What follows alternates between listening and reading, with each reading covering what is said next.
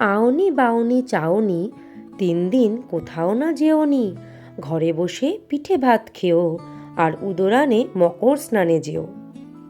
মকর সংক্রান্তিতে গৃহস্থের ঘরে ঘরে মা লক্ষ্মীর আহ্বান করা হয়। গ্রাম দেশে নিকোনো উঠোনে আলপনা দেওয়া হয়, আর কাঠের জালে শীতের সকাল থেকেই শুরু হয় নানা রকমের পিঠেপুলি তৈরির প্রস্তুতি।